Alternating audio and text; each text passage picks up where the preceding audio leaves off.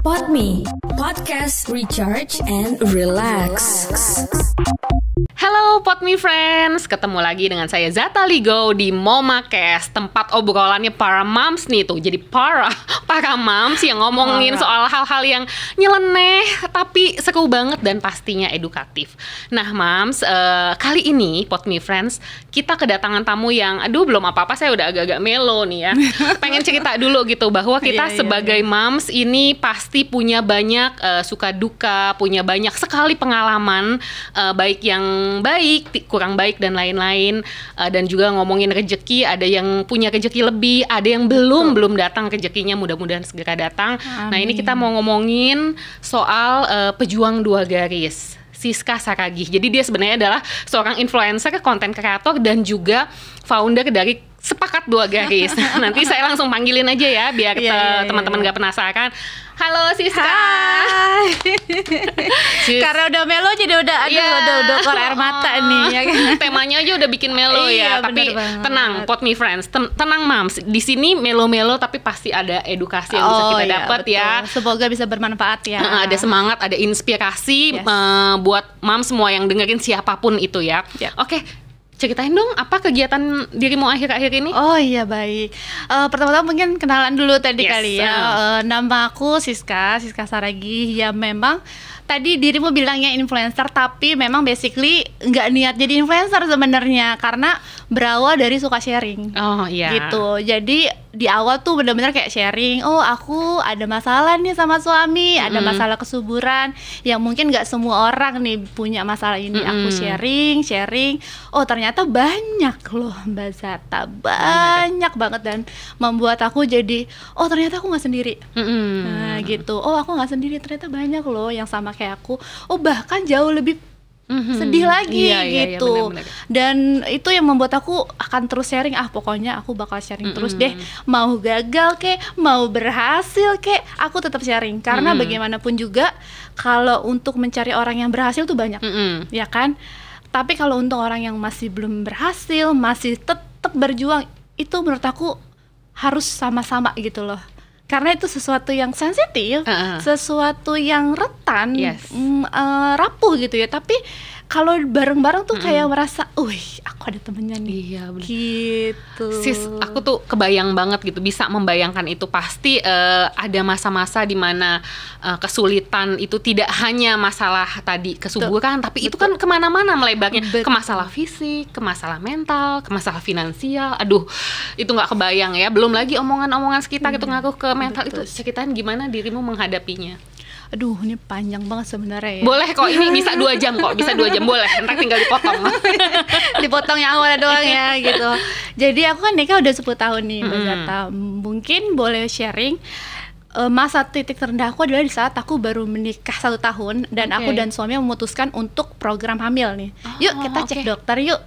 Kenapa sih baru setahun udah cek dokter? Karena kebetulan kakak aku juga agak lama nih, 7 tahun menikah. Memang baru punya gitu. Yaudah yuk ke dokter 1 tahun menikah dan di situ kita memang terdiagnosa gitu ya. Di situlah benar-benar titik terendah. Dan dokter bilang sorry to say, kamu nggak bisa punya anak. Even langsung bayi tabung sekalipun. Langsung dikasih tahu nggak bisa? Nggak sih, itu karena proses sempat proses ya, proses pemeriksaan, proses cek ini itu semuanya dan di situ merasa aku dan suami titik terendah kita di saat kita didiagnosa atau divonis gitulah ya, istilahnya divonis untuk tidak bisa punya anak, even bayi tabung sekalipun. Aduh, bingung mau nanya apa lagi maksudnya. Itu titik terendah ya gitu. Jadi bukan di saat ini, saat ini kita udah makin lebih sabar, lebih dewasa ya. Gitu ya. Lebih melihat kegagalan tuh bukan suatu yang kadang kita melihat kegagalan, aduh kasihan dia lu gagal gitu. Contoh, kamu gagal ujian, pasti kan aduh gue gagal ini. Gagal nikah, sedih nggak gitu kan. Awalnya kita juga gagal bayi tabung, sedih pasti kan. Duh kok gagal bayi tabung ya, padahal kan ini udah dimasukin nih, sperma ketemu sama sel telur bertemu dan menjadi embrio dimasukin ke rahim, itu kurang apa lagi Mbak Zata, dan itu masih belum berhasil gitu. Jadi menurut aku tuh kayak, halo ini apa ya gitu kok. Ada juga loh kondisi yang membuat kegagalan itu jadi hal biasa gitu. Karena kalau enggak kita nggak akan ikhlas. Iya, benar. Nggak akan ikhlas untuk bisa menjalani proses bayi tabung yang nggak mudah juga gitu. Karena proses bayi tabung juga itu nggak mudah loh Mbak Zata. Prosesnya itu lumayan panjang, terutama untuk kita-kita yang memang ada masalah dengan fertility.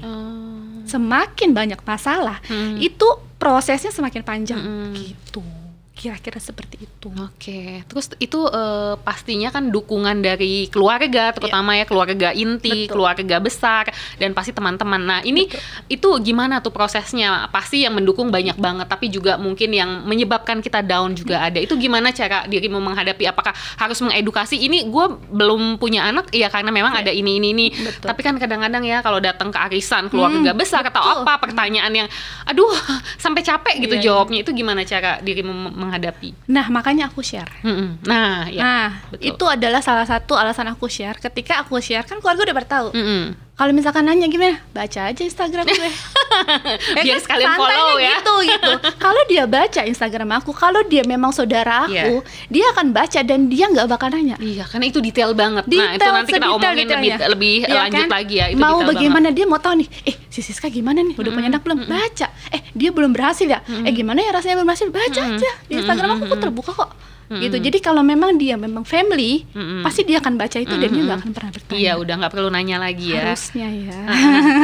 Tapi menghadapi yang kadang-kadang nanya dan bikin nggak nyaman tuh gimana tuh? Nah itu dia sih, makanya awal-awal mungkin pasti gitu, karena kan satu sisi kita kayak belum siap, kita kayak merasa terasingin ya gitu, karena kayak sama kayak kita misalkan umurnya udah misalkan 45 tahun tapi belum menikah gitu kan, sama kita gitu, kita udah usia udah berapa, pernikahan juga udah 10 tahun tapi masih belum punya anak, ada perasaan minder pasti gitu. Dan ketika diperhadapkan dengan posisi itu, kita cuman yang bisa ini aku sharing ya, fokus sama pasangan aja. Iya, itu bisa banget gue lihat dari Instagram dirimu. Jadi itu inspiratif banget ya, Pot Me Friends kalau mau lihat Instagramnya @siska_saragih, @siska_saragih. Nah itu yang bisa aku highlight adalah hubungan dengan suami yang, aduh itu keren banget gitu. Itu salah satu pasti yang bikin bertahan. Nah itu ceritain dong dukungan dan support suami dan bagaimana kalian menjalani ini semua selama 10 tahun terakhir. Nah itu dia nih yang bisa aku share ya, bukan hal yang mudah juga ya untuk mempunyai hubungan sama suami itu seperti ini gitu. Di awal-awal ya pasti berantem, apalagi kalau kita program hamil, bayi tabung, terutama aku kan kebetulan udah 4 kali nih Mbak Zata. Kalau misalkan kita bayi tabung itu disuntik, suntik hormon, dan suntik hormon itu sama kayak orang hamil, moodnya itu naik turun. Seriusan, jadi hormonal aku selama program itu sama kayak hormonal ibu hamil muda. Jadi naik turun, maunya marah, maunya curigaan, maunya apa. Dan itu aku nggak tahu jujur. Waktu awal-awal ya, pertama kali aku bayi tabung aku nggak tahu. Aku maunya marah sama suami, curigaan sama suami, terus maunya berantem kayak gitu, seriusan. Dan suami aku juga nggak tahu kalau aku kondisi memang lagi seperti itu. Suami juga apa sih nih? Apalagi dulu aku LDR. Begitu suami datang dimarahin gimana coba? Nggak ketemu 4 minggu, dia datang aku lagi nggak stabil gitu ya hormonnya, dimarahin gitu. Dia juga pasti marah. Hello, gue baru pulang loh, gue baru pulang kerja, kok lu udah marah-marah gitu, gitu. Sedangkan aku merasa gue lagi disuntik-suntik, lu perhatiin gue dong, lu iniin gue dong awalnya. Tapi kan makin kesini kan makin belajar. Makanya di situ aku tetap bersyukur walaupun aku belum punya anak, walaupun aku belum berhasil bayi tabung, tapi di situ aku belajar banyak banget. At least aku belajar soal relationship sama suami. At least aku belajar gimana menghadapi sesuatu yang kita nggak inginkan. Dan itu memang kalau misalkan di dunia fertility memang harus berdua ya. Beda. Kalau misalkan kayak belum nikah itu memang kan sendiri ya. Tapi karena kita sudah menikah ya pasti kita butuh berdua. Nah disitulah kita belajar dan kita banyak ikut ini seminar gitu pastinya. Loh. Ikut seminar, ini semuanya diikutin. Aku sampai sempat ikut kursus hipnoterapi karena aku mau tahu gimana, karena apa ya, perasaannya beda. Perasaan aku waktu hormonal tuh naik turun tuh beda, bener-bener kayak dan aku makanya mutus, oke, aku mau belajar hipnoterapi karena aku harus tahu bagaimana caranya aku memberikan diri aku ini jauh lebih tenang, jauh lebih sabar gitu. Kira-kira kayak gitu sih. Aduh, kebayang beratnya. Nah, justru sekarang pertanyaannya adalah, ada nggak sih masa-masa lu pengen menyerah? Gue jadi sedih. Sedih ya, betul sedih. Pasti, gue pertanyaannya retoris banget ya sebenarnya, tapi kayak pengen minta lu bercerita mungkin biar Pod Me Friends juga bisa merasakan ininya. Pasti ada. Sebenarnya yang lagi ngedown tuh sekarang 10 tahun menikah. Oke. Karena lagi kayak pas dari 9 ke 10 kan 2 ya. Sama kayak orang misalkan dari 30 umurnya dari 39 jadi 40 kan itu kayak perubahan satu perubahan yang wow, udah 10 tahun nih gitu. Jadi sebenarnya tahun ini aku dan suami udah sepakat nih mau program hamil dari awal tahun nih. Yuk kita berhamil yuk. Kita ini yuk, kita udah cek-cek juga lagi, kita bayi tabung lagi yuk yang ke 5 katanya gitu kan. Karena kebutuhan case aku memang harus bayi tabung menurut medis ya. Ya udah yuk. Tapi nggak tahu kenapa aku tuh lagi down banget karena 10 tahun pernikahan ini. Ya karena mungkin di satu sisi udah 10 tahun ya, nggak terasa. Speechless kan saya? Ditanya jadi mellow ya, karena ya itu memang nggak apa ya, nggak bisa dipungkiri juga itu mungkin apa sih cuman kayak gitu doang gitu. Apalagi buat teman-teman yang dapat anaknya gampang ya gitu kan. Kadang aku pro dan kontra juga sama teman-teman yang gue dapetnya gampang kok gitu kan, lu kok kayak gak sensitif banget ya, berlebihan banget sih, belum punya anak aja gitu. Anak kan dari Tuhan, anak dari Tuhan gitu, kita tahu kita wajib anak dari Tuhan gitu. Cuma ketika kamu diperhadapkan dengan sesuatu yang lu memang ada masalah, kamu akan diem aja atau akan berusaha, kan seperti itu kan, kayak gitu. Jadi kadang kita diperhadapkan kayak seperti itu, kita lebih kayak kayak jodoh memang dari Tuhan. Tapi kalau lu cuma diem di rumah, lu nggak ngapa-ngapain, lu dapet jodoh nggak sih? Kan nggak juga gitu kan.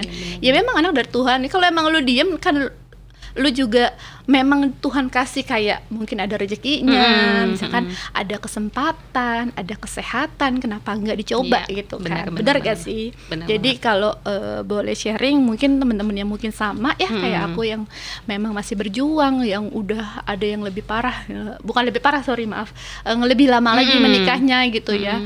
Itu benar-benar ngerasain hal yang saat ini aku rasain juga mungkin ya, dimana semakin bertambah usia pernikahan, semakin nambah usia juga, itu udah pasti kayak semangatnya kayak berkurang. Iya benar.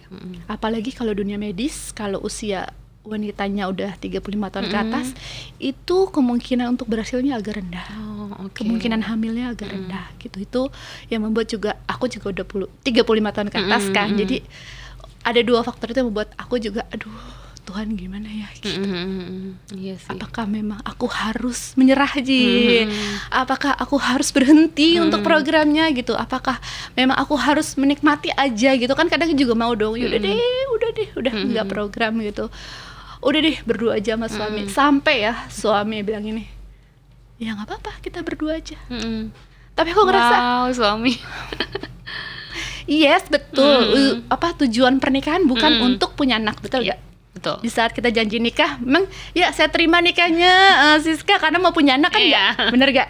Janji nikah kan gak ada yang kayak gitu. Dan itu suami yang bilang, aku nikahin kamu bukan untuk punya anak, dan aku berjanji sama yang di atas gitu, sama Tuhan, bukan untuk mau punya anak gitu. So sweet.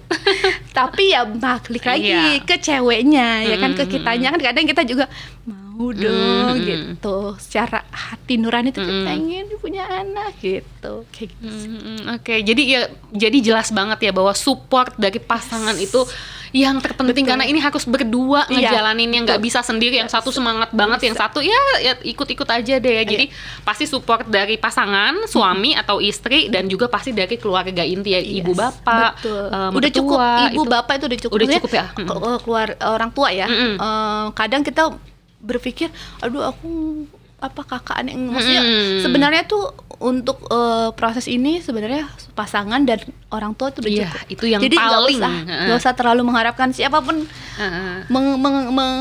mensupport kita mensupport gitu. atau mengerti ya, Iya, minimal iya. pasangan udah yang Iya, paling nomor satu pasangan ya. pertama.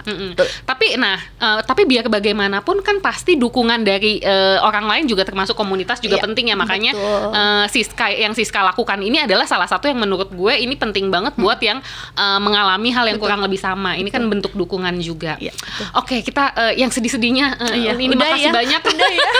Please, udah ini air mata udah keluar.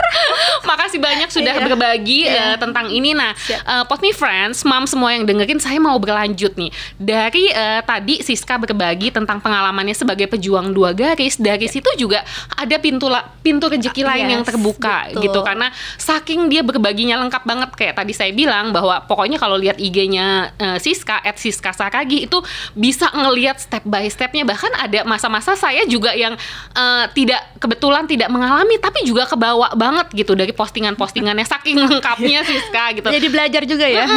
Dan aku tuh ngikutin, jadi bisa lihat followersnya nambah, engagement segala macam, karena aku merasa ya jelas lah, karena yang dia berikan itu bener-bener edukatif banget ya, dan juga bisa jadi motivasi buat moms atau perempuan-perempuan lain yang mengalami hal yang sama. Nah, sekarang pertanyaanku adalah Cika nih, Siska jadinya kan sekarang malah banyak bekerja sama dengan brand dan dengan yang lain-lain, karena memang dianggap sangat influensial ya di bidangnya, dan akhirnya merambah nggak cuman pejuang 2 garis tapi hal-hal lainnya, lifestyle, food, apa segala macam. Pokoknya kece banget. Ini ceritain dong gimana awalnya.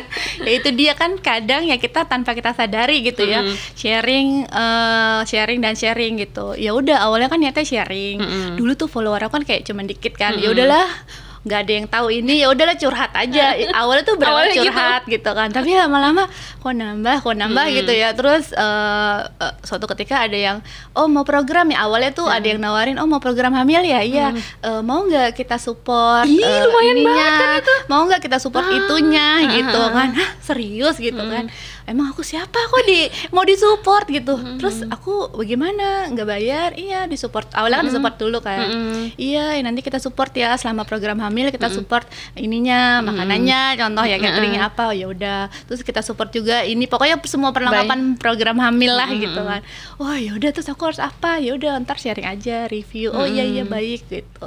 Berawal dari situ, tapi lama-lama ya itulah ya, kadang-kadang Tuhan tuh memberikan rezeki ya di saat yang kita tidak duga gitu. Iya, betul. Padahal kan aku udah resign untuk program hamil kan, fokus mau program hamil. Ya udah deh, karena memang basically nggak bisa diem juga gitu, maksudnya bukan tipe orang yang duduk gitu di rumah gitu kan, belum punya anak juga. Jadi ya udah akhirnya aktif di sosmed, dan itu yang membuat aku juga kok puji Tuhan banget ya, Tuhan baik banget ya. Berawal cuman nulis-nulis doang, dikasih dulu kan dikasih gratisan kan seneng ya kan, siapa yang nggak seneng dikasih gratisan produk gitu. Tapi makin kesini, Mbak boleh tahu red cardnya nggak? Apa itu red card? Sampai aku tanya, red card apa ya, kata temanku. Iya itu red card tuh gini. Oh segitu, ya udah. Aku berapa nih red card?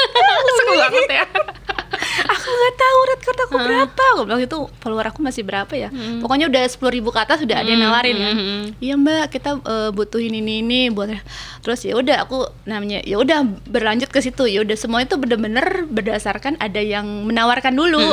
Jadi ya udah temen aku, yaudah lu seriusin deh itu, katanya gitu. Seriusin dalam artian bikin kontennya teratur, karena kan kalau nggak kayak gitu brand nggak ada yang lihat, karena kita nggak pernah tahu ya gitu brand-brand seperti apa kemauannya. Lu share aja, tapi lebih terarah, lebih teratur. Kalau dulu kan lebih ke suka-suka. Misalkan hari ini mau, besok enggak, terus 3 hari lagi mau, oke. Tapi kalau sekarang lebih konsisten, lebih terarah gitu. Dan ya puji Tuhan juga sampai ya ada brand yang besar juga gitu kan, sampai aku bilang sama suami, ini beneran ya gitu kan, ini beneran gitu ya, fit aku dihargain segini gitu kan. Iya emang ya segitu gitu, ini beneran gitu. Maksudnya nggak percaya sih pasti, tapi yang makin kesini ya makin harus bertanggung jawab juga. Karena nggak mudah juga ya, Tuhan kasih sesuatu kan bukan gratis juga gitu. Jadi ya harus kasih balik lah yang terbaik gitu, kira-kira seperti itu. Wah, belajar juga banget dari kamu kan.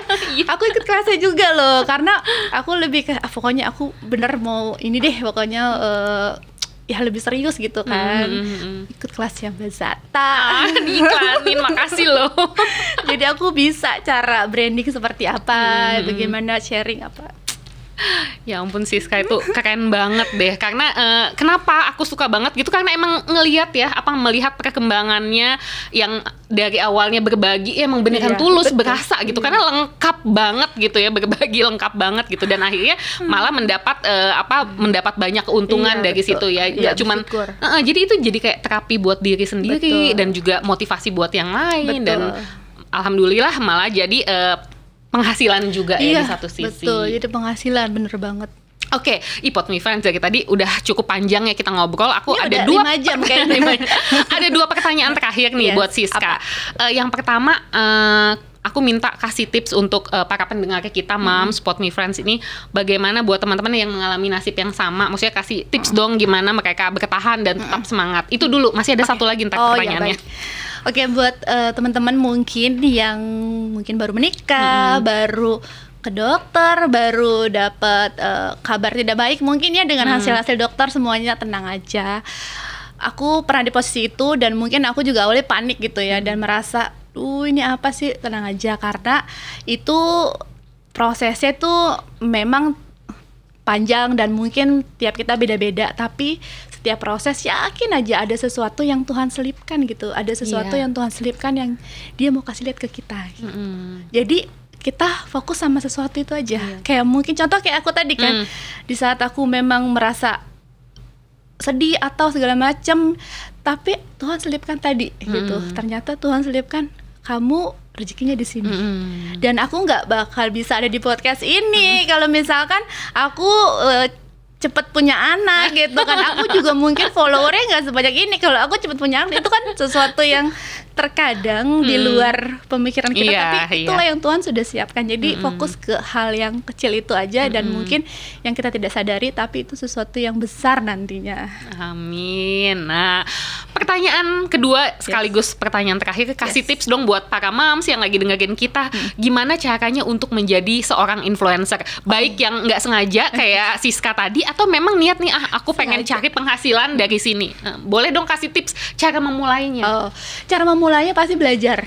Karena jujur ya, aku pribadi kan yang nggak sengaja ini kan butuh belajar untuk bisa menjadi seorang influencer ya, bisa dibilang influencer lah ya.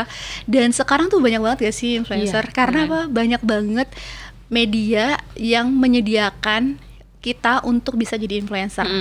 Salah satunya tempat Mbak Zata, karena jujur aku belajar dari kamu kan gitu. Jadi belajar dulu kalau menurut aku ya, kalau memang kamu mau dari awal niat jadi influencer. Kalau misalkan memang yang kedua, ya belajar untuk sharing.